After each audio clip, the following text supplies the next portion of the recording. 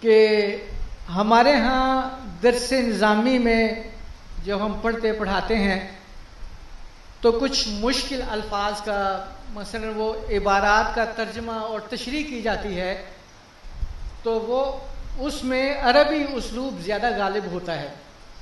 ٹھیک ہے، تدریس میں پڑھانے والے پڑھنے والے وہ سب بات کو سمجھ رہے ہوتے ہیں، وہاں ٹھیک ہے.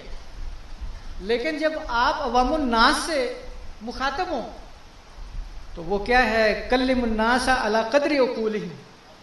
تو آج ہمارے نوجوان نسل کی اردو اتنی کمزور کر دی گئی ہے، کمزور ہو گئی ہے کہ اب وہ انگریزی کا سہارا لیتے ہیں. ایک وقت تھا کہ عربی زبان کا انفلوئنس جو ہے یا عربی زبان کا اثر وہ اردو پر بہت زیادہ تھا، پھر فارسی زبان کا اثر تھا. تو اب عربی اور فارسی رخصت ہو گئے، اب انگریزی نے ان دونوں کی جگہ لے لی.